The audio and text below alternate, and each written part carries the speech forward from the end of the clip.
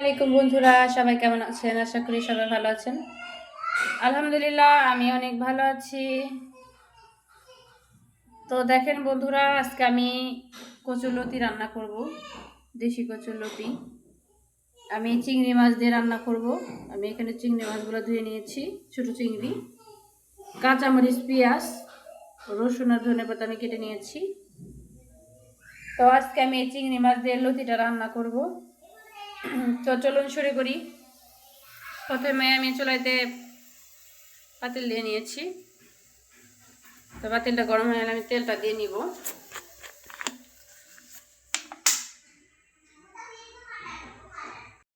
তো তেলটা আমার গরম হয়ে এসেছে, কাঁচামরিচগুলো দিয়ে নিব।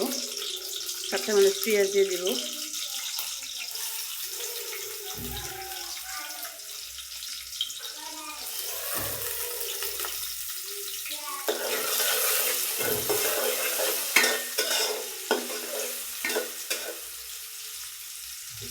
এখানে আমি সাথে চিংড়ি মাছটা দিয়েও ভাজবো।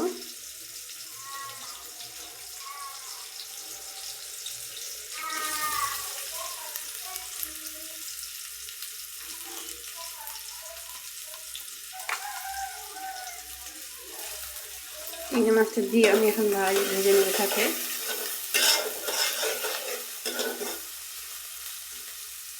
রসুন দিয়ে নেবো, রসুন।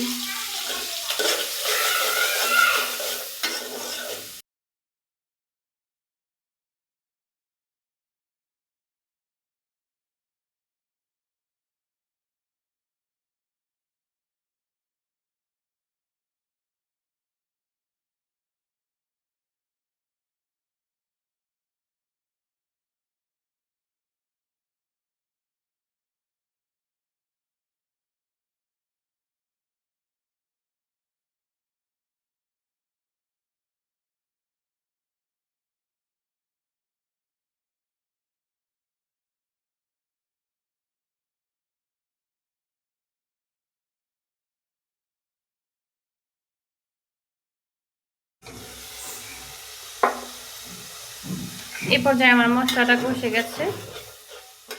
চিংড়ি মাছটা ভালো করে আমি কষিয়ে নিয়েছি। তো এখন আমি ধুয়ে রাখা লতিগুলো দিয়ে দিব। সাথে আমি ছোট একটা আলু দিয়েছি।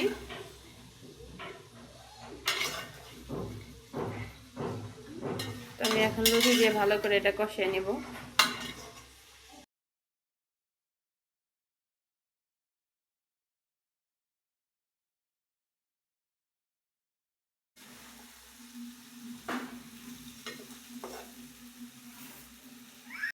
এই পর্যায়ে আমি ঝোলটা দিয়ে নিব। আমি অল্প পরিমাণে ঝোল দিয়ে নিব, আমি বেশি ঝোল দিব না। দিয়ে আমি ঢেকে দেব। এই পর্যায়ে আমি এরকম ঝোলটা দিয়ে নিয়েছি। আর ধনেপাতাটা আমি দিয়ে নিব।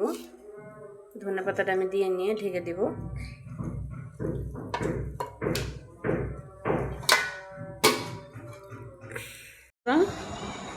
বন্ধুরা, আমার তরকারিটা হয়ে গেছে। পর্যায়ে আমার তরকারিটা হয়ে গেছে। তরকারিটা আমার হয়ে গেছে, এখন আমি নামিয়ে নিব।